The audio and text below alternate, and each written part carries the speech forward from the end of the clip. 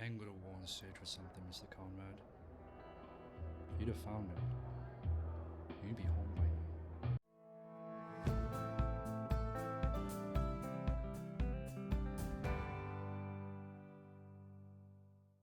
Welcome back, guys. It's Byron Phillips from ByronPhillipsMedia.com, and like the intro has alluded to, we've recreated the scene from King Kong. Now, this is not going to be obviously an exact replica or match for match because A, I'm doing it in my flat, B, I don't have the exact same lighting, and C, well, this is just me and there's no bar behind me. That's literally my partner's curtains and she's going to kill me when she finds out what I've done to her living room. But anyway, in the effort of trying to create a good image, me and my partner watched King Kong and she's never watched it for the first time. So I thought it'd be a good opportunity to, watch an ape kill some people. And one of the scenes that I really, really liked was the actual bar scene. And for me, it was the split lighting. And I thought this was something that I could try and recreate myself, see what was involved in actually getting that done. And surprisingly enough, it's a lot of work. And the challenges I've faced is that A, the curtains aren't big enough, so I've had to pull these closer, which has then meant that practical is bouncing off the curtains. I didn't want that, but because the lens that I've got and the constrictions I've got with that, that's how it's had to be at the moment. The lighting the main part of the lighting I'm using is a booklight to provide some soft lighting because that's what it looked like in the image. But now that I'm looking back, there are some harder shadows, so I might have to, hopefully when I add more contrast and pull things down, that will fetch that out. And then we've got two extra bulbs. One is a blue and the other is a red. So this is just, if I could pull it there. So that is given, get out, bastard. Now that's on, those two are on actually microphone arms because I run out of stands to use. So this is providing the red on this side of the face along with the practical, and then on the side there we've got, hopefully it'll simulate the moonlight. Now when I did this a couple of nights ago, I actually set the color balance to I think 4000. No, I've not done that tonight because I didn't know how that would play, because I was adding the blue light and not trying to turn the main key light blue. I didn't know what effect that would have on the other colors, so I didn't want to mess with that. So I'll fix that in post. I hate saying that word, but that's what we will do. And yeah, so one of the things that I did use, because I'm not particularly, well, I'm colorblind, and one of the issues that I find is that when you look at an image, it's very, very difficult for me to see the exact colors that it is in that scene. So what I did use was Adobe Capture, and I've allowed to being able to take a screenshot, and by doing that, it's allowed me to see the colors that are being used within this shot.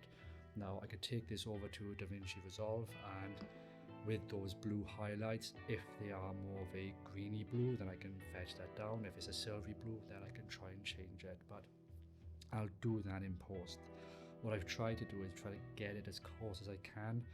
Now there are some harder shadows in that image that I'm not getting, and that's something I'm gonna have to learn to control better. So I've got the main key light as a booklight, but I think this is providing a really nice soft lighting, which is great.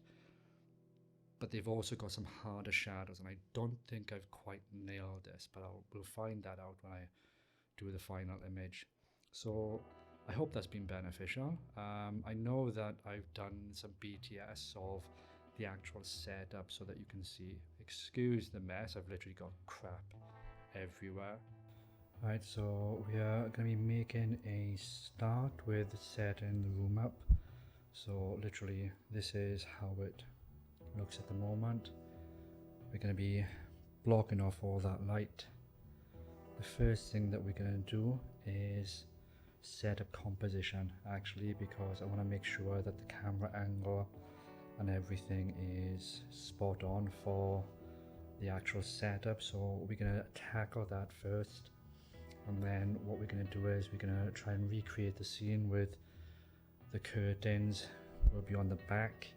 We'll get some practicals to try and recreate that scene. Alright, so we're just gonna try and run down exactly what's been done. So in the bar scene, you see John Goodman talking to our good old Mr. Loki. Take two. Alright, so in the scene we've got Mr. John Goodman, and he is doing his talking part, and you can see the table, but it's assumed that they're both sitting at tables. Now in that scene there's a lot of red, and I believe it's a lot of blue. Now I'm colorblind, so I'm just going with it at the moment. What I'll do is in DaVinci Resolve I will actually check all the colors properly and see if I can match as close as I can. Now, so what we've got a main key light which is being used by the booklight method. Now what I've done to control the spill, half of it has been flagged off with some duvetine. I've put some cardboard resting up against there to stop any spill off the back wall. Over the top, literally the windows, and everything behind the light itself has been covered so that we minimize all of the spill off the back, because I don't want any additional bounce, because these two lights are not massively bright and I don't want the light from the bouncing off the walls to affect those two. Now these are being held by microphone clamp arms because I'm literally running out of stands to hold everything, but it's allowing me to get the light pretty close to my face so that the intensity is still there. So that red light and the monitor will be acting as like the bar lights, and then what I've done on a jib, I've put a practical light in there, and that's just in frame. You can't see the cable, you literally just see the light itself, because in this scene you can see some practical lights. You can also see a lot of other people, but unfortunately during COVID we are not going to be able to do that, and I just don't have the depth in the scene.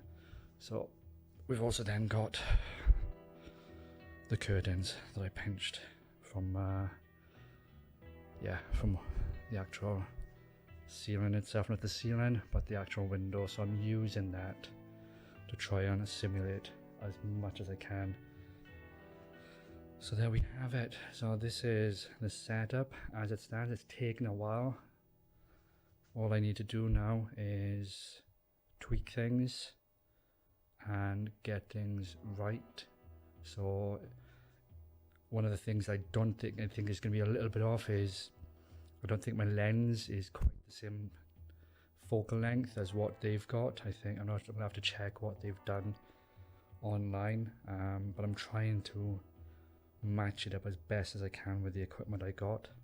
But today's focus is literally about the lighting, so we are literally gonna put myself tidy, get the composition right again, and have a look. So yeah, this is the setup. My living room is battered and I am boiling. It is so warm in here. Cheers.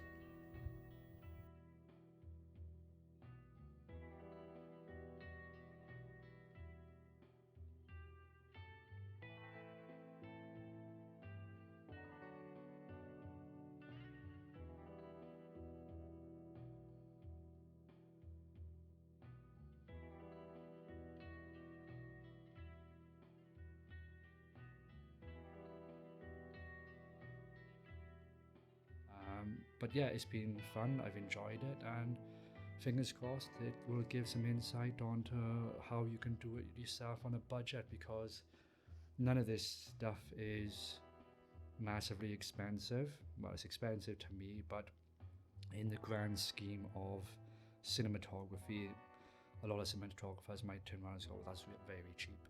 But for me, it's a bit expensive. So I'm just working with what I got, and fingers crossed I've produced an okay image. So thank you for joining me. Like and subscribe, and I will see you in the next one. Cheers.